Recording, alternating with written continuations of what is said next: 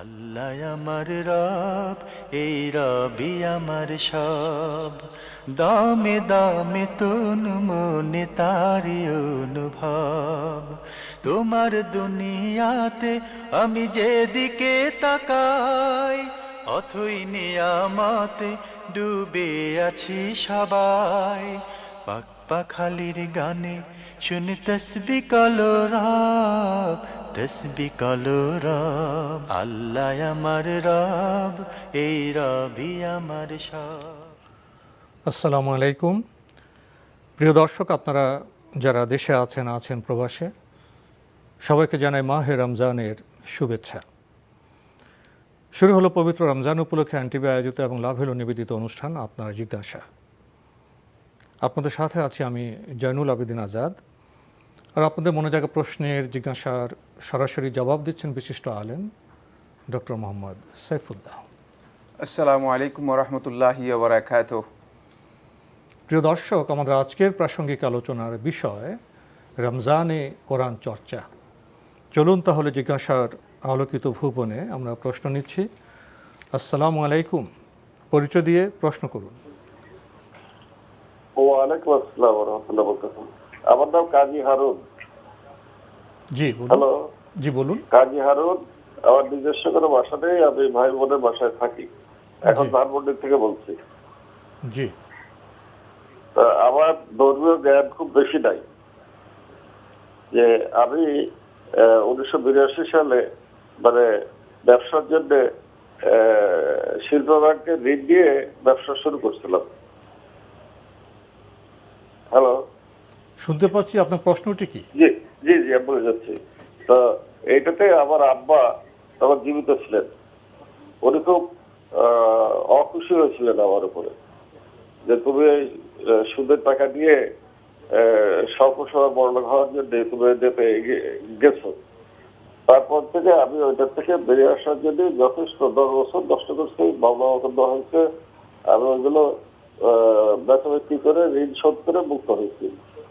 তারপর থেকে আমার প্রশ্ন এটাই যে আমি যথেষ্ট চেষ্টা করি নিজের টাকায় কিছু ব্যবসা করার, কিন্তু এই ব্যাংকের টাকা দিয়ে আমি যদি ব্যবসা করি, এই যে সুদ, এটা কি আমার বৈধ হবে? এক। জি। দুই হচ্ছে, পাকিস্তান আমলে আমি আমার বয়স 10 বছর পাকিস্তানের আমলে আমি যুবক ছিলাম। তখন দেখছিলাম যে সুদ বলে কোনো জিনিস বাংলাদেশে ছিল না, ব্যাংকের থেকেও না, এসেও না। গ্রামে গ্রামে কিছু লোক সুদের ব্যবসা করতেন, তো খুব গোপনে। তো সেটাকে খুব ঘৃণার চোখে দেখা হতো। দুই।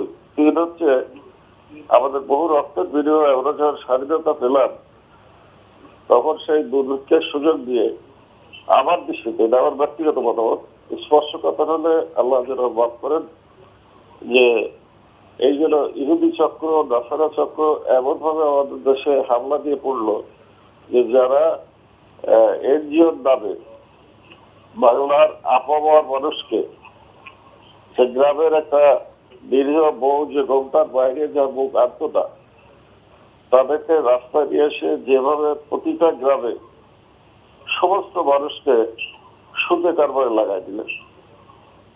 এই যে এখন আপনার এমন পর্যায়ে পৌঁছেছে যে আমার মনে হয় বাংলাদেশে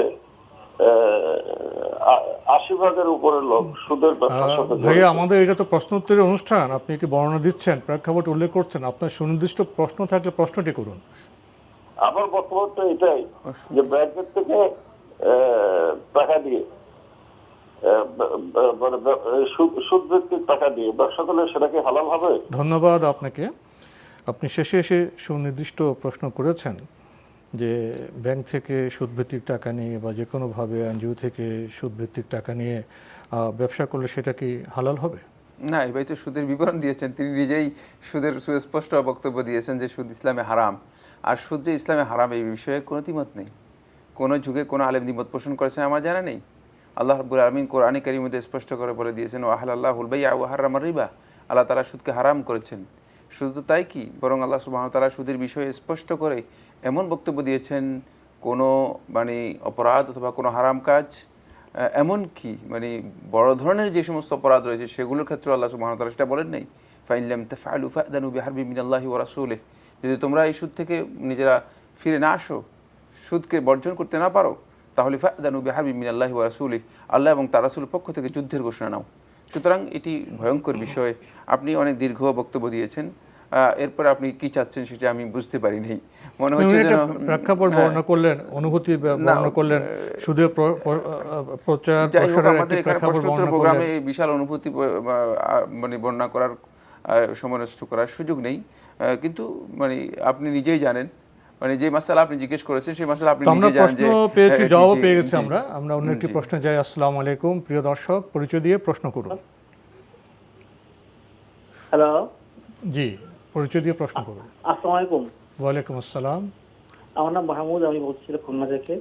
জি, আমার হুজুরের কাছে একটা প্রশ্ন, সেটা হলো দাঁত ব্রাশ করা অবস্থায়, টয়লেট করা অবস্থায় দাঁত ব্রাশ করলে বা দাঁত মাজলে সে ঋণগ্রস্ত হয়ে পড়ে টয়লেট করা অবস্থায়, এটা কোনো হাদিসে কোনো গ্রহণযোগ্য কিনা, মানে এটা কোনো দলিল আছে কিনা প্রথমত। আর দ্বিতীয় আমার ছোট্ট একটা প্রশ্ন, যেটা হচ্ছে আমি তারাবি নামাজ ইমাম সাহেবের পিছনে দাঁড়ায় পড়ার পরে আমি 8 টাকা পরে চলে আসি, এতে কোনো গুনাহ হবে কিনা? ধন্যবাদ আপনাকে। আসসালামু আলাইকুম। ওয়ালাইকুম আসসালাম। ওনার প্রথম প্রশ্ন, টয়লেট করা অবস্থায় দাঁত ব্রাশ করলে ঋণগ্রস্ত হয়ে পড়ে, এটার কোনো ভিত্তি আছে? না, এই বক্তব্যের কোনো ভিত্তি নেই। এটা একটা ভিত্তিহীন বক্তব্য অথবা কুসংস্কার বলা যেতে পারে। তবে মানে টয়লেটরত অবস্থায় মানে দাঁত ব্রাশ করা এটি স্বাস্থ্যকর নয়, ক্ষতিকর, এটি অরুচিকর। সুতরাং প্রত্যেকটা জিনিসের মানে মান আছে, একটা স্ট্যান্ডার্ড রুচি আছে। এই কাজটি মানে রুচিকর নয়। মানে আর সেটা যদি আল্লাহর বান্দা ইমানদার ব্যক্তিগণ হয়ে থাকেন, তাহলে তারা এই কাজগুলো মানে প্রত্যেকটা কাজের স্থান আছে। মানে হ্যাঁ, টয়লেটের যেমন সাথে দাঁত আপনি- ব্রাশটা যায় না, না, দাঁত যায় না, ব্রাশের জি। পরিচ্ছন্নতা কাজ। না, প্রত্যেকটা জিনিসের টয়লেট থেকে স্থান আপনার আছে। শ্বাস নিতে হয়, না মানে দুর্গন্ধ আসে। মানে এটা স্পষ্ট বিষয় যে মানে লিকুল্লি মাকানিন মাকাল, প্রত্যেকটা মানে জায়গার একটা মানে অবস্থান আছে এবং তার স্থান মানে রয়েছে, যথাকাল যথাস্থানে। হ্যাঁ, যথাস্থানে হতে হবে। সুতরাং এই কাজটা যদি তিনি এভাবে করে থাকেন তাহলে এটা ভুল কাজ এবং এটি অরুচিকর কাজ। দ্বিতীয় প্রশ্ন ওনার, উনি ইমামের পেছনে তারাবির নামাজ পড়ে থাকেন কিন্তু 8 রাকাত পরে চলে আসেন, এতে কি ওনার কোনো গুনাহ হবে? না, 8 রাকাত পরে যদি আপনি চলে আসেন, এতে আপনার গুনাহ হওয়ার কোনো কারণ নেই। কারণ নফল সালাত যত আপনি পড়তে পারেন ততই আপনার সওয়াব রয়েছে। কিন্তু যদি আপনার সেখানে আপনি মনে করেন যে না, আপনি 8 রাকাত মানে পড়লে আপনি মনে করেন যে আপনি আর পড়বেন না, তাহলে আপনার জন্য জায়েজ রয়েছে, আপনি 8 রাকাত পরে চলে আসতে পারেন। আর যদি মনে করেন যে না, আমি আরও বেশি পড়বো, সেটাও আপনার জন্য জায়েজ রয়েছে। আপনি ইমাম শেষ করা পর্যন্ত যদি পড়েন, সেটা আপনার জন্য উত্তম। কারণ হলো রাসূলুল্লাহ সাল্লাল্লাহু আলাইহি ওয়াসাল্লাম হাদিসের মধ্যে বলেছেন, মানে মান সাল্লামা আল ইমামি হাত্তা ইয়ানসারিফ কুতিবা লাহু কিয়ামুল লাইলা, যে ইমামের সাথে পড়লো একেবারে ইমাম শেষ করা পর্যন্ত, কুতিবা লাহু কিয়ামুল লাইলা, সারা রাত জেগে ইবাদত করার বা সালাত আদায় করার যে ফজিলত রয়েছে, সেই ফজিলত সে তার নামে লিপিবদ্ধ করে দেওয়া হবে, লিখে দেওয়া হবে। এখান থেকে বোঝা যায় মূলত মানে এটা যদি আপনি ইমাম শেষ করা পর্যন্ত পড়েন, সেটা আপনার জন্য উত্তম, কোনো সন্দেহ নেই। সেক্ষেত্রে আপনি চলে আসলে আপনার গুনাহ হবে না। আমরা জানলাম খুবই গুরুত্বপূর্ণ বিষয়ে। প্রিয় দর্শক, প্রশ্ন নিচ্ছি। আসসালামু আলাইকুম, পরিচয় দিয়ে প্রশ্ন করুন। ওয়ালাইকুম আসসালাম রাহমাতুল্লাহি ওয়া বারাকাতুহু। আমার একটা প্রশ্ন আছে যে জি। আমি ধরেন যে গুনাহ করছি, এই গুনাহ যদি আমি খাঁটি তওবা করি, এরপরে এই গুনাহ না করি, তাহলে আল্লাহ তাআলা বলছে যে মুছে দেব। এই মানে মুছে দেওয়ার ব্যাখ্যাটা আমি একটু পরিষ্কারভাবে জানতে চাই। এক, আর দুই হলো বাথরুমে বসে গোসল করার পর উযু করে আসলে বাথরুমের ভিতরে উযু হবে কিনা? ধন্যবাদ। ধন্যবাদ আপনাকে। প্রথম প্রশ্ন, গুনাহ করেছি, তওবা করলে গুনাহ মুছে দেওয়া হবে, এর ব্যাখ্যাটা কেমন? ভাই, মুছে দেওয়ার বিষয়টির কথা উল্লেখ করেছেন, যে এটি হলো কাফারা, নুকাফির আনহুম সাইয়্যাতিহিম। আল্লাহ সুবহানাহু ওয়া তাআলা কোরআন কারীমে সূরা আলে ইমরানের মধ্যে বলেছেন যে তাদের গুনাহসমূহকে আমি মুছে দিব বা মিটে দিব।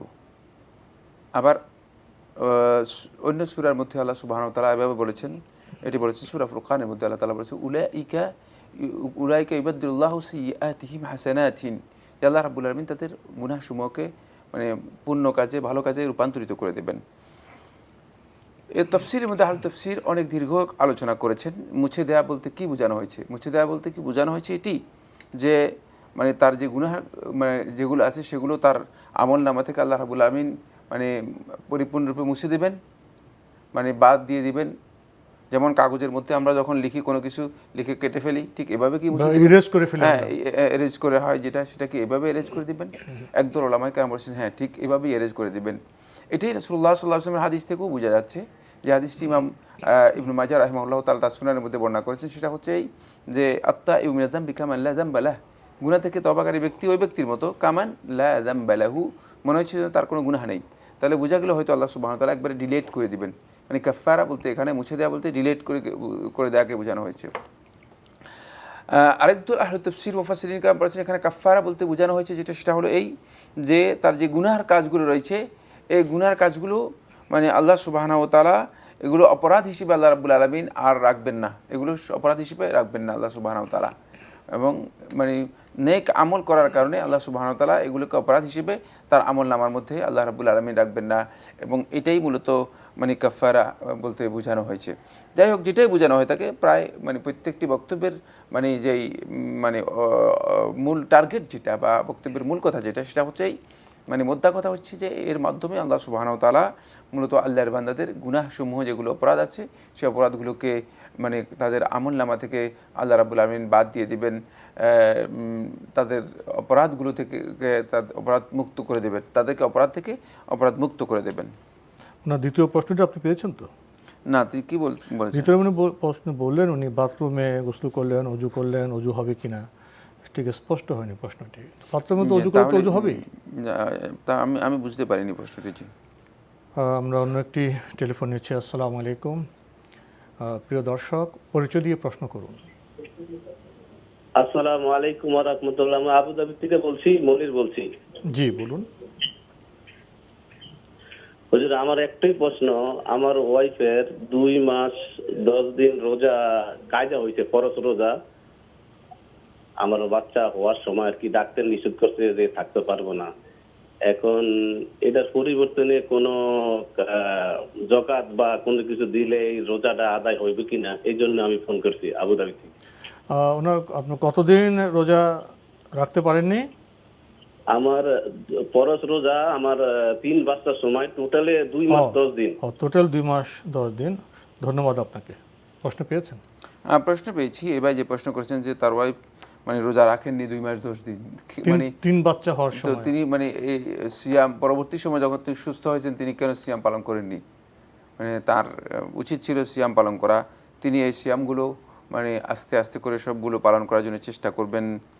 প্রয়োজনে প্রত্যেক মাসে 2টি করে বা 3টি করে সিয়াম পালন করে মানে আস্তে আস্তে করে সিয়াম কমপ্লিট করবেন।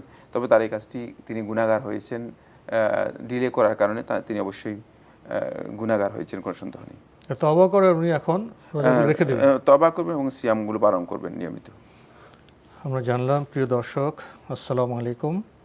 পরিচয় দিয়ে প্রশ্ন করুন। হ্যালো, আসসালামু আলাইকুম। জি, আমি ওয়ালাইকুম ঢাকা থেকে আসসালাম। বলছিলাম। আমার কোশ্চেন হচ্ছে 3টা। প্রথম কোশ্চেনটা হচ্ছে যে আমার এক রিলেটিভ, সে তার একটা ফ্ল্যাট মর্গেজ রেখে কিছু টাকা নিচ্ছে, ধরেন 10 লাখ টাকা, কিন্তু তারটা মর্গেজটাতে 10 লাখ টাকা নিয়েছে সে। এখন কোশ্চেনটা হচ্ছে যে 10 লাখ নিয়েছে, এখন 10 লাখ টাকা ওই ভাড়াটিয়া সে 10 লাখ টাকা দিয়েছে, কিন্তু এখন 3 বছরের জন্য সে কোনো ভাড়া দিচ্ছে না। সে শুধু মানে আনুষঙ্গিক যাতে ইলেকট্রিক বিল, গ্যাস বিল, লাইট বিল দিচ্ছে।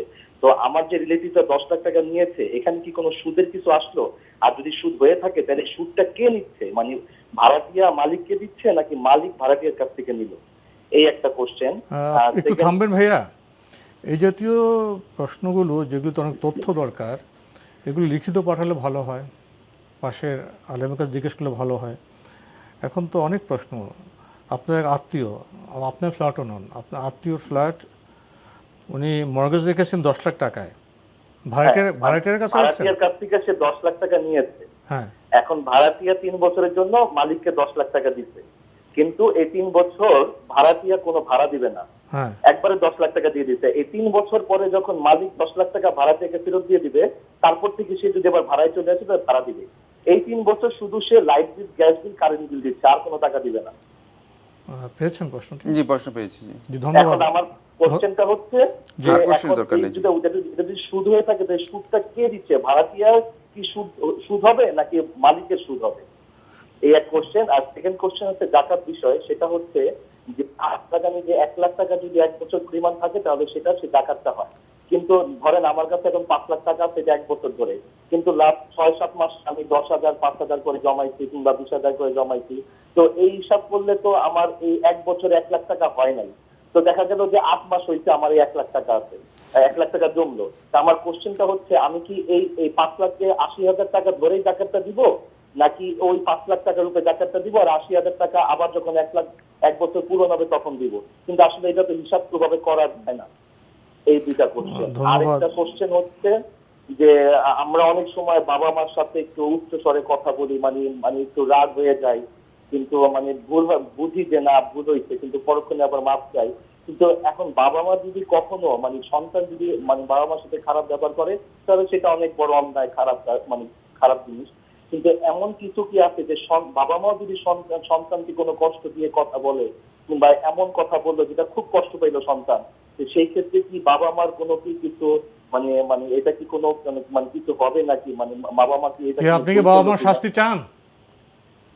না, আমি বাবা মার শাস্তি চাই না, কিন্তু মাঝে মাঝে বাবা মা যদি এমন কোনো কথা সন্তানকে বলে যেটা সন্তান খুবই কষ্ট পেল, মানে সেটা সে প্রকাশ করলো না, তো এটা কি ঠিক? বাবা মা কি এটা যদি করে থাকে মানে বাবা মার এর ফল কি পাবেন এই তো?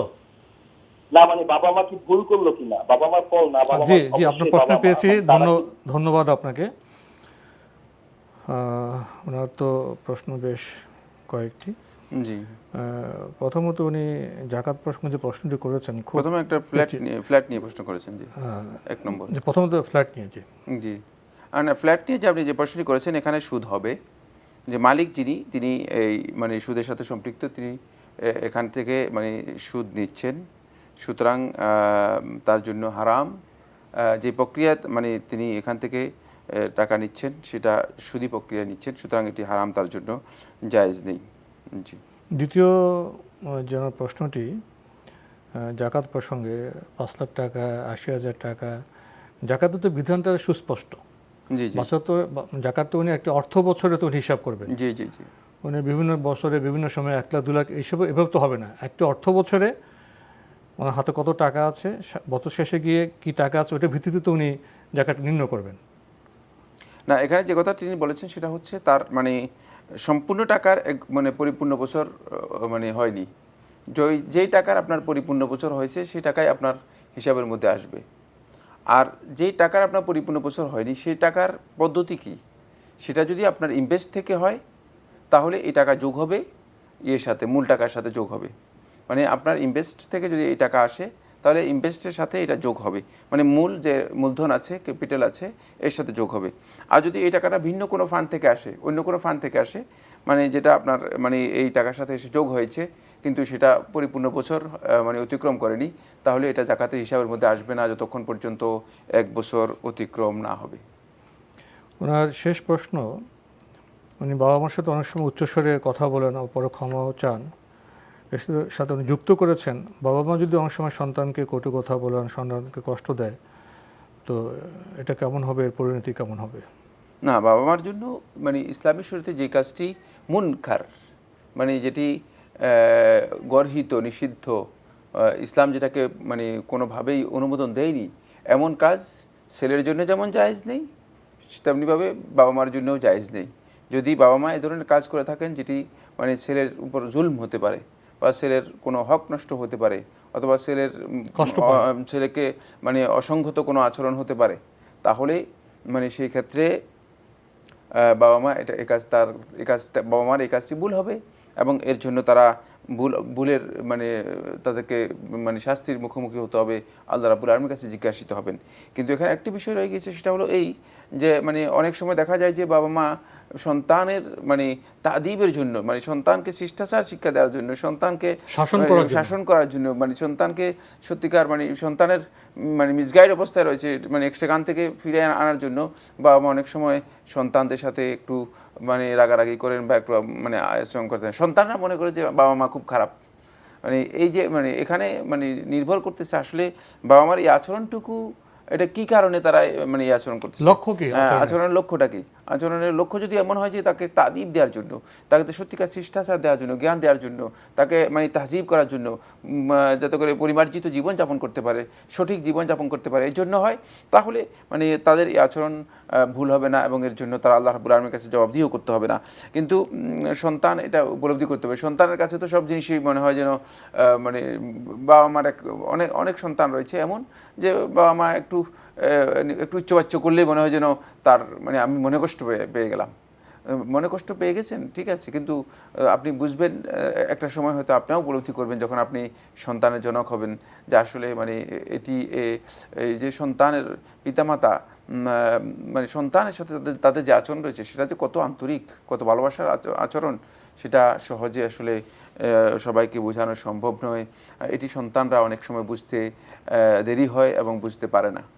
আমাদের আজকের প্রাসঙ্গিক আলোচনার বিষয় রমজানে কোরআন চর্চা। হ্যাঁ, রমাদান মাস আমরা জানি যে এটি কোরআনের মাস, যেহেতু আল্লাহ সুবহানাহু ওয়া তাআলা রমাদান মাসেই কোরআন অবতীর্ণ করেছেন, নাজিল করেছেন, তাই এই মাসে কোরআন চর্চা করার বিষয়টি অত্যন্ত গুরুত্বপূর্ণ।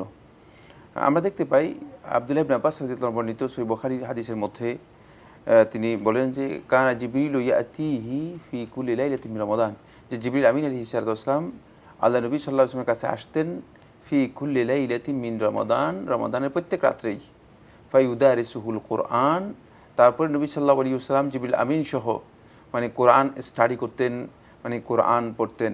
কখন নবী সাল্লাল্লাহু আলাইহি ওয়াসাল্লাম জিবরিল আমিন আলাইহিস সালাতুকে কোরআন শোনাতেন, আর কখনো জিবরিল আমিন আলাইহিস সালাতু ওয়াস সালাম নবী সাল্লাল্লাহু আলাইহি ওয়াসাল্লামকে শোনাতেন। এইভাবে মানে পরস্পর কোরআন চর্চা করতেন, কোরআন শোনাতেন। এই হাদিস থেকে হাফিজ ইবনে রজব হাম্বলি রাহমাতুল্লাহ আলাইহি লাতাইফুল মাআরিফের মধ্যে উল্লেখ করেন, হাযা ইয়াদুল্লু আলা ইস্তিহবাবি তাদারুসিল কুরআন আও মুদারাসাতিল কুরআনি ফি শাহরি রমাদান। যে এই হাদিস থেকে আমরা দুটি গুরুত্বপূর্ণ শিক্ষা পাই। একটি হচ্ছে যে হাদিস থেকে এটি প্রমাণিত হয়েছে যে রমাদান মাসে কোরআন স্টাডি করা বা কোরআন চর্চা করা এটি মুস্তাহাব এবং রাসূল সাল্লাল্লাহু আলাইহি ওয়াসাল্লামের সুন্নাহ দ্বারা সাব্যস্ত হয়েছে। সুতরাং রমাদান মাসে লোকেরা কোরআন স্টাডি করবে, এটা প্রথম পয়েন্ট। দ্বিতীয় নম্বর যে পয়েন্টটি তিনি উল্লেখ করেছেন সেটা হলো এই যে যেহেতু রাসূলুল্লাহ সাল্লাল্লাহু আলাইহি ওয়াসাল্লাম রমাদান মাসে এই কাজটি করতেন এবং জিবরিল আমিন আলাইহিস সালাতু আসতেন ইয়াতিহি ফি কুল্লি লাইলাতিন মিন রমাদান, রমাদানের রাতে। এখান থেকে হাফিজ ইবনে রজব রাহমাতুল্লাহ আলাইহি বলেন এটাও প্রমাণিত হয়েছে হাদিস থেকে রমাদানের রাত হচ্ছে মূলত কোরআন তেলাওয়াতের জন্য একটা গুরুত্বপূর্ণ সময়। তাই আল্লাহর বান্দাগণ রাতের একটা অংশ মূলত কোরআন স্টাডির জন্য রাখবে, যাতে করে সেখানে তারা নিজেরা কোরআন স্টাডি করতে পারবে। এই বিষয়ে আমরা দেখতে পাই যে শেখ আব্দুল আজিজ আব্দুল্লাহ বিন বাজ রাহমাতুল্লাহ আলাইহি হাদিসের ব্যাখ্যায় তিনি উল্লেখ করেন, তিনি বলেন যে রাতের কথা এখানে কেন উল্লেখ করা হয়েছে, যেহেতু মানে রাতে মানুষগুলো নিজেদের দুনিয়ার যে মানে স্বাভাবিক যে ব্যস্ততাগুলো রয়েছে এই ব্যস্ততাগুলো থেকে সম্পূর্ণরূপে মুক্ত হয়ে যায়। মানে রাতটা তাদের মানে ব্যক্তিগত কাজের জন্য আর ব্যক্তিগত ঘুমের জন্য অনেকটা মানুষ মানে মানে ব্যস্ততা মুক্ত জীবনযাপন করে থাকে। ফলে যাতে করে এই ব্যস্ততা মুক্ত হয়ে সত্যিকার কোরআন নিয়ে ব্যস্ত হতে পারে আল্লাহর বান্দাগণ, এজন্য মূলত এখানে রাতের কথা উল্লেখ করা হয়েছে। তো কোরআন চর্চার ক্ষেত্রে যদি আমাদের পরিবারের দৃষ্টিভঙ্গি সঠিক না হয়, আমরা সন্তানদের মাতৃভাষা আমরা শিক্ষা দিচ্ছি ভালো, বিদেশি ভাষা ইংরেজি শিক্ষা দিচ্ছি ভালো, যদি পরিবারে কোরআন চর্চার জন্য আরবি ভাষা শিক্ষা না দেওয়া হয়, এটার দায়টা কেমন হবে? না, কোরআন যদি কেউ মানে চর্চা করতে হয় কোরআন অবশ্যই তাকে শিখতে হবে এবং এটা পরিবারের দায়িত্বের মধ্যে অন্তর্ভুক্ত। সেটা হচ্ছে এই যে তারা কোরআন যাতে করে সন্তানগণ অথবা পরিবারের সদস্য যারা আছেন তারা সবাই যাতে করে কোরআন বুঝতে পারে, কোরআন থেকে উপকৃত হতে পারে, কোরআনের জ্ঞান নিতে পারে অথবা কোরআনের হিদায়ত অনুযায়ী নিজেদের জীবনকে গঠন এবং পরিচালিত করতে পারে। এই জন্য তাদের উপর কোরআন শিক্ষা গ্রহণ করাটা ওয়াজিব, কোরআন তারা শিক্ষা গ্রহণ করবে। কিন্তু দুর্ভাগ্যের বিষয় হচ্ছে যে আমরা অনেকেই কোরআন মানে শিক্ষা মানে কোরআনের মৌলিক তেলাওয়াতই শিক্ষা গ্রহণ করি না। কোরআন মানে স্টাডি এবং কোরআন বুঝা মানে ইত্যাদি তো দূরের কথা, মানে যে মৌলিক যে তেলাওয়াত রয়েছে সেটা পর্যন্ত আমরা অনেকেই গুরুত্ব দেই না। বাবা মা কোরআন শিক্ষা না দেন এতে কি গুনাহ হবে? হ্যাঁ, অবশ্যই গুনাহ হবে। এটি যেহেতু আমরা বলেছি যে এটি ফরজ বিষয়, বাধ্যতামূলক বিষয়, বাবা মার উপর ফরজ হচ্ছে তারা সন্তানদেরকে কোরআন শিক্ষা দিবে। যদি কোরআন শিক্ষা না দিয়ে থাকে তারা অবশ্যই এর জন্য জবাবদিহি করতে হবে এবং গুনাহগার হবেন। প্রিয় দর্শক, আসুন আমরা যারা অভিভাবক হিসেবে, পিতা মাতা হিসেবে এই বিষয়ে সচেতন হই। আমরা প্রশ্ন নিচ্ছি। আসসালামু আলাইকুম, পরিচয় দিয়ে প্রশ্ন করুন। আমি তুহিন চৌধুরী বলছি সিলেট থেকে। জি বলুন। জি, আমার দুইটা প্রশ্ন আছে। জি। একটা হইলো তারাবি নামাজ যখন পড়ি তখন কি সুন্নাত বলা লাগবে না তারাবি মুতাজ্জিয়ান বললে হবে? জি, আরেক প্রশ্ন কি আপনার? আর দ্বিতীয় প্রশ্ন হইলো এই পাকা চুলে যদি কালো কালার দেই তাহলে কি রোজা ভেঙে যাবে? পাকা চুলে কালো কালার দিলে কি হবে? রোজা ভেঙে যাবে। ও, রোজা ভেঙে যাবে। ধন্যবাদ আপনাকে, আপনি খুব সুন্দর প্রশ্ন করেছেন। তারাবি নামাজ তো পড়েন রমজানে, তখন কি সুন্নত পড়া লাগবে? না, তারাবির সালাত এর সাথে মানে সুন্নাহ এর কোনো সম্পর্ক নেই। মানে ফরজ সালাতে পরে যে সমস্ত রাওয়াতিবগুলো রয়েছে, সুন্নাত নামাজগুলো রয়েছে, সেগুলো যারা নিয়মিত কন্টিনিউ করে থাকেন তারা কন্টিনিউ করবেন এবং এটি ফজিলতের বিষয়। মানে সুতরাং আপনি ফরজ সালাতের পরে এশার সালাতের পরে 2 রাকাত সুন্নাত রয়েছে, এই 2 রাকাত সুন্নাত আপনি যদি কন্টিনিউ করেন তাহলে আপনি এটা পড়বেন। মানে তারাবির সালাত আপনি পরে আদায় করবেন, কিন্তু 2 রাকাত কন্টিনিউ করবেন, এটা হচ্ছে সুন্নাহ। মানে এটি ফরজ সালাতের পরে 2 রাকাত মানে নিয়মিত এটা কন্টিনিউ করবেন, কারণ হলো এটা ফজিলতের একটি বিষয়। তাই মানে তারাবির সালাত পড়লে এই সুন্নাত পড়তে হবে না, এই ধরনের বক্তব্য সঠিক নয়। বরং এই সুন্নাহ যারা নিয়মিত কন্টিনিউ করে থাকেন এর ফজিলত লাভ করার জন্য তারা অবশ্যই এই সুন্নাহ আদায় করবেন। মানে দ্বিতীয় প্রশ্ন, রমজানে পাকা চুলে কালো রং করলে কি রোজা ভঙ্গ হবে? না, চুলের রং করার সাথে অথবা চুল কাটার সাথে অথবা নখ কাটার সাথে রোজা ভঙ্গের কোনো বিষয় জড়িত নেই। যদি কেউ নখ কাটেন তার রোজা ভঙ্গ হবে না, যদি কেউ চুল কাটেন তার রোজা ভঙ্গ হবে না। যদি কেউ মানে কোনো কারণে দাঁতের প্রবলেম থাকে, দাঁত উঠায় ফেলেন, তাহলে তার রোজা ভঙ্গ হবে না। মানে এই কাজগুলোর মাধ্যমে সিয়াম নষ্ট হয় না। আমরা জানলাম। প্রিয় দর্শক, প্রশ্ন নিচ্ছি। আসসালামু আলাইকুম, পরিচয় দিয়ে প্রশ্ন করুন। ওয়ালাইকুম আসসালাম। আমি ছোট ছোট 3টে প্রশ্ন করছি। একটা হচ্ছে গিয়ে দাবা, লুডো এবং ক্যারাম, এই 3টা খেলা যদি ঘরোয়া ভাবে কেউ খেলে, এটা কি মানে মাঝে মধ্যে এটা কি গুনাহ হতে পারে? আরেকটা হচ্ছে আমরা জানি কোরআন শরীফ মানে তেলাওয়াত বুঝে বুঝে পড়লে বেশি সওয়াব। সেক্ষেত্রে আমি কি মানে ছোট অল্প করে করে বুঝে পড়ার চেষ্টা করি, এখন সেক্ষেত্রে কি মানে বাংলা অর্থটা পড়ি আর কি, সেক্ষেত্রে কি 1 লাইন পড়ে ওই 1 লাইনের বাংলা অর্থটা পড়বো, নাকি আমি 1 পেজ পুরো পড়ে এরপর একাধারে বাংলা অর্থটা পড়বো? এটা একটা। আর আরেকটা হচ্ছে আমার মাকে নিয়ে, সেটা হচ্ছে উনি একটু অসুস্থ, বিভিন্ন কারণে অসুস্থ থাকে। ওনার দাঁতে মানে একটু সমস্যা, হোল হয়ে যায় যেটা গর্ত। উনি এটা নিয়ে দেখেছি আমি অনেক মানে পেরেশানের মধ্যে থাকে, যে কিছু ইচ্ছা করলেও খেতে পারে না, ওটা খাবার দাবার ঢুকে যায়, তারপর সেটা নিয়ে টুথপিক নিয়ে অনেকক্ষণ সময় কাটায়। তো মানে অনেক কষ্টের মধ্যে থাকে। তো উনি শুনেছে কোথায় যে মাসকালাইয়ের ডাল পরিমাণ যদি এটা দাঁতে থাকে নাকি তাহলে নামাজ মানে অজু হবে না বা নামাজ হবে না, এটা কি সত্যি? ধন্যবাদ আপনাকে, অনেক গুরুত্বপূর্ণ প্রশ্ন করেছেন। প্রথম প্রশ্ন, মাঝে মাঝে যদি দাবা, লুডো অথবা ক্যারাম খেলা হয়, এতে কি গুনাহ হবে? না, এগুলো খেলবেন না, এগুলো খেললে গুনাহ হবে অবশ্যই, এগুলো জায়েজ নেই। সুতরাং এগুলো থেকে নিজেরা বিরত থাকার জন্য চেষ্টা করুন। জি। প্রশ্ন করেছেন কোরআন বুঝে পড়া উত্তম, যদি অল্প অল্প করে পড়েন, এক আয়াত পড়লেন আরবি, আবার বাংলা বুঝলেন, এভাবে কি পড়া ঠিক আছে? হ্যাঁ, পড়তে পারেন, এভাবেও পড়তে পারেন যে একটা আয়াত পড়লেন তারপরে আয়াতটা অর্থ পড়লেন, তাহলে হয়তো কাছাকাছি হলে বুঝতে সুবিধা হবে। আর যদি একটা পৃষ্ঠা পরিপূর্ণ তেলাওয়াত করেন আর এরপরে যদি অর্থ বুঝতে চান, তাহলে আপনি মানে অনেকটা যতটুকু পড়েছেন দূরে সরে গেলেন, অনেকটা দূরে সরে গেলেন। তবে মানে এটা নির্ভর করতেছে আসলে মানে ব্যক্তির মানে ধারণ ক্ষমতার উপর, তিনি কতটুকু বুঝতে পারছেন। আর বুঝে পড়ার অর্থ মানে শুধুমাত্র এই শাব্দিক অর্থ তেলাওয়াত করা নয়, মানে অনুবাদ মানে পাঠ করা নয়। আসলে অনুবাদ বুঝার জন্য মূলত আরবি টেক্সট বুঝার মানে চেষ্টা করতে হবে। এই জন্য মানে প্রথমেই কোরআনের যে মৌলিক শব্দগুলো আছে সেই শব্দগুলোর অর্থ যদি আপনি ভালো করে জেনে নিতে পারেন, এটা আপনার জন্য সবচেয়ে ভালো। তাহলে আপনি দেখবেন যে বুঝতে আপনার জন্য সহজ হবে, সহায়ক হবে, এবং আপনি যখন তেলাওয়াত করবেন তখন একটা মজা পাবেন।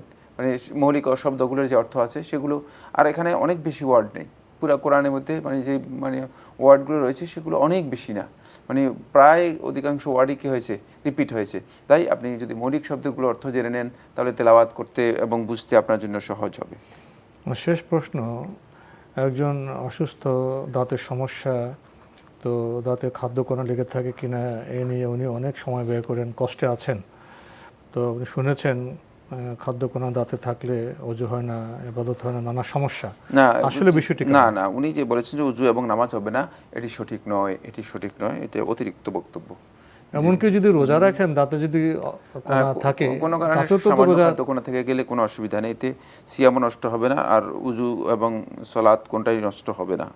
এইসব কথাগুলো সঠিক নয়, যেগুলো সঠিক নয়। আমরা জানলাম। প্রিয় দর্শক, প্রশ্ন নিচ্ছি। আসসালামু আলাইকুম, পরিচয় দিয়ে প্রশ্ন করুন। আমার দুটা কোশ্চেন। প্রথম কোশ্চেন হচ্ছে, আমি প্রতি ফজর নামাজের পরে সূরা ইয়াসিন, আর রহমান, ওয়াকিয়া, মুল, দোয়াই গঞ্জলে সারস এগুলো পড়ি। তো তো আমার কোশ্চেনটা হচ্ছে, এগুলো কি ফরজ নামাজের পরে আমি পড়ি, কিন্তু ফজর নামাজের পরে, কিন্তু মাঝে মাঝে আমি যখন তাহাজ্জুদ পড়ি, তো তাহাজ্জুদ পড়ার পরে আমার কিছু সময় থাকে, তো এই সময়ের মাঝে আমি সূরাগুলি পড়ি। যখন এই সময়ের মাঝে আমি পড়ি তখন আর ফজর নামাজের পরে আর পড়ি না। তো এই সূরাগুলি কি ফজর নামাজের পরেই পড়তে হবে নাকি ফজর নামাজের আগে পড়লেও হবে? এই একটা কোশ্চেন। আরেকটা কোশ্চেন হচ্ছে যে, আমার আম্মা যাকাত দিবে, তো আমি যতটুকু আপনাদের অনুষ্ঠানে আমার শুনছি যে যাকাত যদি ব্যবহারের যোগ্য যেটুকু থাকে সেটুকু না দিতে হবে না। তো কিন্তু আমি আমার এক এলাকার হুজুরকে ডেকে নিয়ে আসছিলাম, তো উনি আমাদেরকে বলছে যে আপনার যদি 20 ভরি যাকাত স্বর্ণ থাকে, তো সেই ক্ষেত্রে আপনি ব্যবহার করেন না, কিন্তু আপনি রেখে দিচ্ছেন। কিন্তু আপনি যদি এই 20 ভরিকে আপনার 2 ছেলে মেয়ে অথবা 3 ছেলের মাঝে ভাগ করে দেন, যে আমি আমার এই মেয়েকে 7 ভরি, এই মেয়েকে 5 ভরি, এই মেয়েকে 3 ভরি দিব, এরকম করে আমি বিয়ের সময় দিয়ে দিব, তাহলে কি উনি বলতেছে যদি এভাবে আপনি নিয়ত করে রাখেন তাহলে আপনার এটা যাকাত দিতে হবে না। তো এটা কি ঠিক নাকি ঠিক না? আর একটা কোশ্চেন হচ্ছে যে এটার বিষয় যে 7.5 ভরির উপর থেকে, মানে 7.5 ভরি, আমার 20 ভরি আছে, তো আমি কি 7.5 ভরির উপর থেকে যতটুকু থাকে সেটুক যাকাত দিব, নাকি ওই 7.5 ভরি একদম এক ভরি থেকে নিয়ে শুরু করে 20 ভরি পর্যন্ত মানে যাকাত দিব? এইটা কোশ্চেন। G, thank you. আসসালামু আলাইকুম। ধন্যবাদ। আপনাকে প্রথমে প্রশ্ন করেছেন, উনি কিছু সূরা পড়ে থাকেন, সূরা ইয়াসিন, সূরা ওয়াকিয়া, আরও কিছু। তো উনি ফজর নামাজের পরে পড়ে থাকেন, আগে পড়তে পারবেন কিনা, তাহাজ্জুদের নামাজের পরে পড়তে পারবেন কিনা? প্রথম কথা হচ্ছে সূরা ইয়াসিন, সূরা ওয়াকিয়া, সূরা রহমান সহ মানে যে সূরাগুলো পড়ছেন, আবার সাথে বলছেন দোয়া গুঞ্জুর আশ, মানে এই যেগুলো পড়তেছেন এগুলো আসলে মানে যে ওজিফাটা আপনি পড়তেছেন এটা, প্রথম কথা হচ্ছে কোরআনের আয়াত তেলাওয়াত করেন তাহলে এটা ঠিক আছে, কিন্তু এর সাথে মানে সংশ্লিষ্ট যদি এমন ওজিফা পড়েন যেগুলো রাসূল সাল্লাল্লাহু আলাইহি ওয়াসাল্লামের হাদিস দ্বারা সাব্যস্ত হয়নি অথবা সুন্নাহ দ্বারা সাব্যস্ত হয়নি, সেগুলো এর সাথে যুক্ত করবেন না। এটা হলো প্রথম কথা। দ্বিতীয় কথা হচ্ছে, এর জন্য সময় নির্ধারণ করার বিষয়টি আপনার উপর নির্ভর করবে। হাদিস দ্বারা মানে ফজরের পর পড়তে হবে, মানে এই সূরাগুলো সাব্যস্ত হয়নি। সুতরাং আপনি যদি নিয়মিত পড়েন ফজরের পরে, তাহলে আপনি নিয়মিত ফজরের পর পড়বেন। আর যদি আপনি নিয়মিত তাহাজ্জুদের পর পড়েন, তাহাজ্জুদের পর আপনি পড়তে পারবেন। ফজরের পর এই সূরাগুলো পড়তে হবে বা এই সূরাগুলো পড়ার ফজিলত রয়েছে মর্মে কোনো সহিহ রিওয়ায়াত নেই। বুঝতে পারলাম কিনা জিনিসটা? সুতরাং এটাকে ফজরের সাথে এটাকে সংযুক্ত করা, এই সংযুক্ত করা এটা মানে রাসূলুল্লাহ সাল্লাল্লাহু আলাইহি ওয়াসাল্লাম অথবা সাহাবায়ে কেরাম অথবা কারো আমল দ্বারা সাব্যস্ত হয়নি।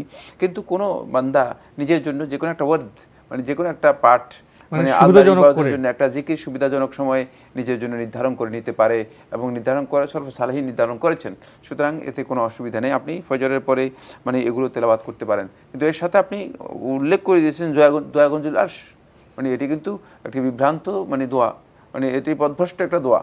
মানে এর সাথে যদি আরও পদভ্রষ্ট মানে বিষয়গুলো মানে যেগুলো হাদিস দ্বারা সাব্যস্ত হয়নি অথবা যেগুলোর মধ্যে ভুল আছে, এই ধরনের বিভ্রান্তকর বক্তব্য মানে জিনিস যদি যুক্ত করে দেন, তাহলে কিন্তু সেগুলো থেকে আপনাকে মানে দূরে সরে আসতে হবে। কোরআনের আয়াত তেলাওয়াত করুন, কোরআনের সূরা তেলাওয়াত করুন, এতে কোনো অসুবিধা নেই। এখানে প্রসঙ্গত একটি বিষয় আপনার সামনে পেশ করতে চাই। দেখা যায় আমাদের জনপদের মানুষ অনেক ক্ষেত্রে ফরজে যতটা না মনোযোগী, নফলে অনেক বেশি মনোযোগী। এবং নফল তো ভালো, শুদ্ধ নফল ইবাদত করলে তো ভালো, কিন্তু দেখা যায় আরও বাড়াবার জন্য, পরিমাণ বাড়াবার জন্য নানা কিছু যুক্ত করে ফেলেন, যেটা আপনি একটু আগে বললেন। আসলে কি কোয়ালিটিটা দরকার না কোয়ান্টিটিটা বেশি দরকার?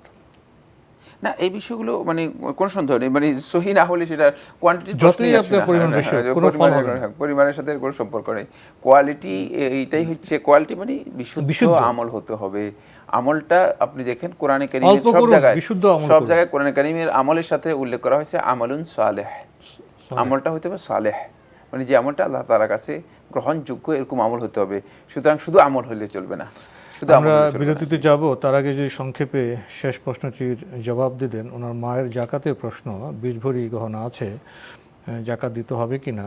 তো এক ইমাম এসে বললেন, আপনি এগুলো মেয়েদেরকে ভাগ করার নিয়ত করে ফেলেন, তাহলে আর জাকাত দিতে হবে না। এটা ঠিক আছে? না, ইমাম সাহেব যে বক্তব্য দিয়েছেন এটি অত্যন্ত বিভ্রান্তিকর, পথভ্রষ্ট, এবং তিনি এর মাধ্যমে মূলত একটা শয়তানের, মানে এটা কি বলা যায়, এটাকে তালবিস বলা হয় থাকে, মানে শয়তানের একটা মানে প্রজেক্ট, বিভ্রান্তি সৃষ্টি করেছেন। হারাম কাজ, ইমাম সাহেবের বক্তব্যটি হারাম হয়েছে। তিনি মানে এই ধরনের ফিতনা বা এই ধরনের বক্তব্য দেয়া তার জন্য, একজন ইমাম যদি হয়ে থাকে তাহলে তো কোনোভাবেই তার জন্য জায়েজ নেই। কোনো আলেমের জন্য জায়েজ নেই, কোনো আলেমের জন্য এই ধরনের বক্তব্য দেওয়া জায়েজ নেই, নাউজুবিল্লাহি মিন যালিক। যে এই ধরনের ফিতনার কথা অথবা এই ধরনের একটা বিভ্রান্তিকর বক্তব্য একজন ইমাম তিনি দেবেন, এটি কোনোভাবেই জায়েজ নেই। আপনার কাছে যদি 20 ভরি স্বর্ণ থাকে, তাহলে আপনি পরিপূর্ণ 20 ভরির জাকাত দিতে চান, তাহলে পরিপূর্ণ 20 ভরির জাকাতে দিবেন। সুতরাং ইমাম সাহেবের এই বক্তব্য, এটা তালবিস ইবলিসের মানে গোপন ষড়যন্ত্রের মতো, মানে যার মাধ্যমে আল্লাহর বান্দাদেরকে মানে আল্লাহর রাস্তা থেকে বিচ্যুত করে নিয়ে যায়। আমার জাকাত প্রসঙ্গে কথা বলছিলাম যে একজন ইমাম নিজের গবেষণায় বললেন যে মেয়েদের ভাগ করে দেন, তাহলে আর আপনাকে জাকাত দিতে হবে না। এই প্রসঙ্গে আপনি কথা বলছিলেন। হ্যাঁ, আমি এই প্রসঙ্গে যেটা বলছিলাম সেটা হচ্ছে আসলে মানে এই যে গবেষণাটা, এটা একান্ত ব্যক্তিগত গবেষণা, তার দলিল ভিত্তিক নয়, এবং এটা তার জন্য উচিত হয়নি। কারণ এখানে তিনি মানে কাকে প্রতারিত করতেছেন, কাকে ধোঁকা দিচ্ছেন? আল্লাহ রাব্বুল আলামিনকে। নাউজুবিল্লাহি মিন যালিক। আমার আল্লাহ সুবহানাহু ওয়া তাআলা তো সবটাই জানেন। সুতরাং এটা মানে আল্লাহ রাব্বুল আলামিনের কাছে গোপন করা অথবা আল্লাহ রাব্বুল আলামিনকে ধোঁকা দেওয়ার কোনো বিষয় নয়। তার এই বক্তব্য মোটেও দলিল ভিত্তিক নয়, উচিত নয় তিনি যে বক্তব্য দিয়েছেন সে বক্তব্য দেয়া। তাহলে যে 20 ভরি যদি স্বর্ণ গয়না হয়, তাহলে তো একটা মত আছে যে জাকাত হবে না।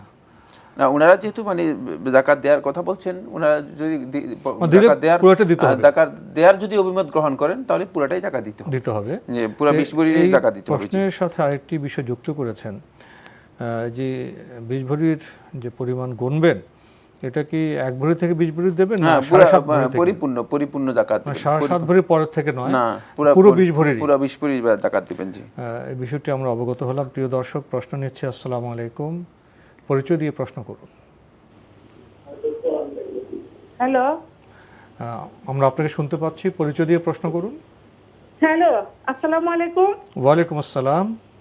আমার নাম আয়েশা খাতুন, আমি পাবনা থেকে বলছি। জি বলুন। জি, আমার 3টা প্রশ্ন আছে। আমার প্রশ্ন হলো, আকিকার মাংস কিভাবে বন্টন করতে হবে, মানে ডিটেলস আমাকে সুন্দর করে বুঝাই দিবেন। আকিকার মাংসটা আমি নিজে খেতে পারবো কিনা, কত খেতে পারবো, মানে আকিকার মাংস বন্টন বিষয়ে। আর আরেকটা প্রশ্ন হলো, বিতির নামাজ 1 রাকাত, 3 রাকাত, 5 রাকাত সব রকমই পড়া যাবে কিনা? জি, বিতির নামাজ সঙ্গে একটু ক্লিয়ার ভাবে আমাকে বুঝিয়ে দিবেন। আর আরেকটা প্রশ্ন হলো, মাথায় মানে স্বামীর যদি দেখতে খারাপ লাগে, স্বামীর কাছে শুধুমাত্র স্বামীর দিকটা বিবেচনা করে সাদা চুলে কালো রং মাখা যাবে কিনা? আর কাউকে দেখানোর উদ্দেশ্য নাই, শুধু স্বামী আসতে বলে স্বামীর খারাপ লাগে, অল্প বয়সে অনেক সময় চুল পেকে যায় কোনো কারণবশত বা বংশগত এটা সমস্যা থাকে, এক্ষেত্রে চুলে কালো রং নেওয়া যায় যাচ্ছে কিনা? এই 3টা প্রশ্ন আমার। ধন্যবাদ আপনাকে, আপনি খুব সুন্দর প্রশ্ন করেছেন। প্রথমে আকিকার মাংস কিভাবে বন্টন করা যাবে? আকিকার মাংস আপনি আত্মীয় স্বজনদের মাঝে এবং পরিচিত যারা আছে আশেপাশে তাদের মাঝে বন্টন করবেন। মানে আপনার যতটুকু সম্ভব হয় মানে তাদের মধ্যে বিতরণ করে দেবেন। এর থেকে আপনি নিজেও খেতে পারবেন, আপনার পরিবারের লোকদেরকেও এখান থেকে খাওয়াতে পারবেন, কোনো অসুবিধা নেই, এবং আত্মীয় স্বজন যারা আছে তাদের মধ্যে বন্টন করে দিতে পারবেন। এরপরে উনি বিতির নামাজ প্রসঙ্গে প্রশ্ন করেছেন। বিতির নামাজ তো 1, 3, 5 রাকাত পড়া যাবে, এ বিষয়ে উনি আর একটু বিস্তারিত জানতে চাচ্ছেন। হ্যাঁ, বিতিরের সালাত আপনি 1 রাকাত থেকে আরম্ভ করে 3 রাকাত, 5 রাকাত, 7 রাকাত, আপনি পড়তে পারেন, 9 রাকাত পর্যন্ত পড়তে পারবেন, কোনো অসুবিধা নেই ভিতরের সালাত। এবং এগুলো পড়ার মানে সুনির্দিষ্ট পদ্ধতি রয়েছে, সেই পদ্ধতিগুলো আসলে বই থেকে জেনে নিতে পারেন।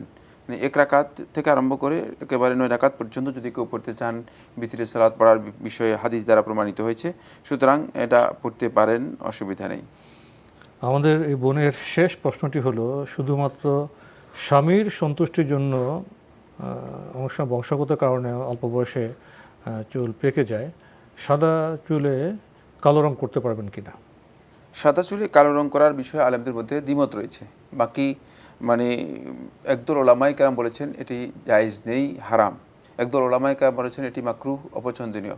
আরেকদল ওলামায়ে কেরাম বলেছেন এটি জায়েজ না, জায়েজ নয়। বিশেষ করে যখন কেউ মানে যুবক অসুস্থতার কারণে মানে চুল অথবা দাড়ি পেকে গিয়েছে, বয়সের দিক থেকে আসলে মানে যুবক অসুস্থতার কারণে পেকে গিয়েছে, মানে সেক্ষেত্রে এটি একদল ওলামায়ে কেরাম বলেছেন যে জায়েজ রয়েছে। বিশুদ্ধ বক্তব্য যেটা সেটা হচ্ছে যে এটি কালো চুল মানে কালো করব করা জায়েজ না জায়েজ নয়, সলফে সালহিনের আমল দ্বারা প্রমাণিত হয়েছে এবং এটা মানে এই মর্মে মূলত হারাম হওয়ার জন্য সুস্পষ্ট কোনো নস বা সুস্পষ্ট কোনো দলিল পাওয়া যায়নি। কেউ কেউ যদিও মাকরুহ বলেছেন। জি, মাকরুহ বলেছেন। আমরা জানলাম। প্রিয় দর্শক, প্রশ্ন নিচ্ছি। আসসালামু আলাইকুম, পরিচয় দিয়ে প্রশ্ন করুন। আসসালামু আলাইকুম, আমি মুজাহিদুল ইসলাম বলছি ঢাকা থেকে। জি বলুন। যে আমার দুটি প্রশ্ন আছে। তো প্রথম প্রশ্ন হচ্ছে, রোজা থেকে যদি টুথপেস্ট দিয়ে দাঁত ব্রাশ করি তাহলে কি কোনো সমস্যা হবে? জি। আর দ্বিতীয় প্রশ্ন হচ্ছে, আমাদের সেহরির যে শেষ সতর্কতামূলক সময় থাকে, সেই সময়ের 5-6 মিনিট পরে ফজরের আযান দেয়।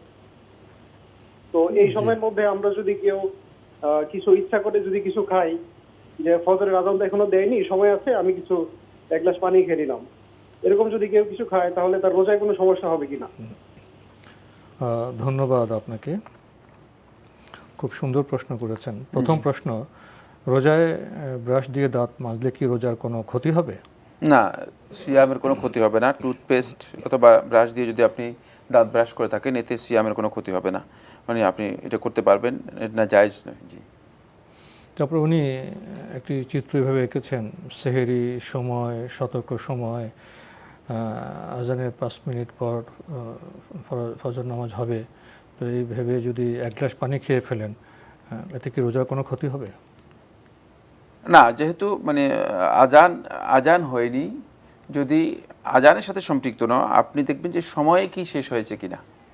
মানে আজান তো কম বেশি হয়ে যায়। আজান এখানে উদ্দেশ্য নয়, উদ্দেশ্য হচ্ছে সময় যদি আপনার থাকে তাহলে আপনি আজানের পরেও আপনি খেতে পারবেন। আজান আগে দিতে হয়, আজান দিতে আগে দেওয়া হয়। মানে আপনি দেখবেন যে মানে ফজর উদিত হওয়ার যে সময় নির্ধারণ করা আছে, বাংলাদেশ আবহাওয়া অধিদপ্তর পক্ষ থেকে মানে ফজর, সূর্য উদয়, মানে এগুলোর ব্যাপারে যে টাইমিং দেওয়া আছে, পত্রিকা তো টাইমিংটা মুদ্রিত হয়। হ্যাঁ, পত্রিকার মধ্যে টাইমিং লেখা থাকে। মানে এই টাইমিং এর মধ্যে যদি আপনি দেখেন যে মানে ফজর উদিত হয়নি এখনো, তাহলে আপনার জন্য জায়েজ রয়েছে, আপনি মানে পানি পান করতে পারবেন, খেতে পারবেন, আজানের সাথে এর কোনো সম্পর্ক নেই। আজান হয়ে গেলেও আপনি খেতে পারবেন। আবার একথা বোঝার সুযোগ নেই যে আজান হওয়ার পরে খাবেন। মানে আজান যদি কেউ মানে ফজর উদিত হওয়ার আগে দিয়ে দেয়, তাহলেও কিন্তু মানে আজান আপনার এখানে বিষয় নয়, বিষয় হচ্ছে ফজর উদিত হয়েছে কিনা সেটি আপনি কনফার্ম হতে হবে। আমরা জানলাম। প্রিয় দর্শক, প্রশ্ন নিচ্ছি। আসসালামু আলাইকুম, পরিচয় দিয়ে প্রশ্ন করুন। হ্যালো, আসসালামু আলাইকুম। ওয়ালাইকুম আসসালাম। জি, আসলে আমার প্রশ্নটি হচ্ছে, আমি চট্টগ্রাম থেকে বলছি। আমার প্রশ্নটা হচ্ছে, আমার সবসময় মানে একটা ভয় কাজ করে, মানে মৃত্যুর ভয়, যে কবরে যে কিভাবে থাকবো, কিভাবে কি করব, সবসময় নার্ভাসনেস কাজ করে, সবসময় ভয় লাগে।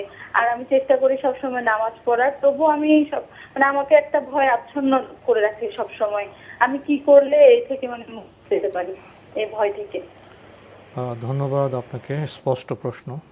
হ্যাঁ, উনি প্রশ্ন করেছেন যে ওনার মধ্যে একটা ভয় সবসময় কাজ করে থাকে, বিশেষ করে মৃত্যুর ভয়। হ্যাঁ, মৃত্যুর ভয় তার মধ্যে বেশিরভাগ কাজ করে থাকে। আপনি মানে এই জন্য আপনি বেশি বেশি করে ইস্তেআজা করুন, আল্লাহ রাব্বুল আলামিনের কাছে আশ্রয় প্রার্থনা করুন। আউযু বিকালিমাতিল্লাহি তাম্মাতি মিন শাররি মা খালাক। আউযু বিকালিমাতিল্লাহি তাম্মাতি মিন শাররি মা খালাক, বা এই জাতীয় যে সমস্ত ইস্তেআযাগুলো আছে, মানে আল্লাহ রাব্বুল আলামিনের কাছে আশ্রয় গ্রহণ করার, এগুলো বেশি বেশি করে পড়বেন, এগুলো বেশি বেশি করে পড়বেন। এটা হয়তো কেটে যাবে ইনশাআল্লাহ। আমরা জানলাম। প্রিয় দর্শক, প্রশ্ন নিচ্ছি। আসসালামু আলাইকুম, পরিচয় দিয়ে প্রশ্ন করুন। আসসালামু আলাইকুম। ওয়ালাইকুম আসসালাম। আমি মোহাম্মদ ইফতেখার টুটুল বলতেছি। আমার প্রশ্ন হচ্ছে দুটা। জি। বেতের নামাজ তো 3 রাকাত, কিন্তু আমি অনেক সময় দোয়া মাসুরা ভুলে যাই। তো দোয়া মাসুরা না পড়তে পারলে এই সময় আমি অন্য কোনো কি সূরা পড়বো, এটা একটু জানাবেন। জি, ধন্যবাদ আপনাকে। হ্যাঁ, তিনি বলেছেন যে বিতিরের সালাত 3 রাকাত, তো এখানে তিনি অনেক সময় দোয়া ভুলে যান, দোয়া মাসুরা ভুলে যান। তো দোয়া যদি আপনি ভুলে যান, আপনি মানে অন্য কোনো দোয়া জানা থাকলে সেটা পড়তে পারেন। আর যদি কোনোটাই না পড়েন, এতে আপনার সালাত হয়ে যাবে, সালাত নষ্ট হবে না ইনশাআল্লাহ তাআলা। মানে আপনার জন্য ভুলে যাওয়ার পরে আপনি যে মানে অন্য দোয়া যদি জানা থাকে সেটা পড়তে পারেন। আর যদি দেখেন যে না, কোনো দোয়াই পারতেছেন না, আপনি সালাত কন্টিনিউ করবেন, আপনার সালাত হয়ে যাবে, সালাত ক্ষতি হবে না ইনশাআল্লাহ। তো সময়ের কারণে আমরা আজকে আর প্রশ্ন নিতে পারছি না, এখানে শেষ করতে হচ্ছে। আপনাকে অনেক ধন্যবাদ। আপনাকে অবশ্যই ধন্যবাদ। প্রিয় দর্শক, আমরা এতক্ষণ দেখছিলাম এনটিভি আয়োজিত এবং লাভ হলো নিবেদিত অনুষ্ঠান আপনার জিজ্ঞাসা। আমাদের এই অনুষ্ঠান আপনারা এনটিভি অনলাইনেও দেখতে পারবেন। ভিজিট করুন www.ntvbd.com। এছাড়া ইউটিউবে এবং আমাদের ভেরিফাইড ফেসবুক পেজে অনুষ্ঠান দেখতে পারবেন। বিচিত্র জীবন, বিচিত্র প্রশ্ন, আমরা আজকেও তার পরিচয় পেলাম। ইসলাম একটি পূর্ণাঙ্গ জীবন বিধান। জীবনের বিচিত্র সম্পর্ক সূত্রে যে প্রশ্ন আসে, সমস্যা আসে, সংকট আসে, ইসলামের নিরিখেই আমাদের সমাধানের পথ খুঁজতে হবে। শুধু প্রশ্ন উত্তর আসলেই সীমিত নয়, ব্যক্তিগত সময় ব্যয় করে আমাদের চর্চা করতে হবে, জানতে হবে। দেখা হবে ইনশাআল্লাহ আগামীকাল একই সময়ে। প্রিয় দর্শক, মহান আল্লাহ আমাদের সবাইকে নিরাপদে রাখুন, রাখুন শান্তিতে। আসসালামু আলাইকুম। আল্লাহ আমার রব, এই রবি আমার সব, দামে দামে তুন মনে তারি অনুভব। আল্লাহ আমার রব, এই রবি আমার সব।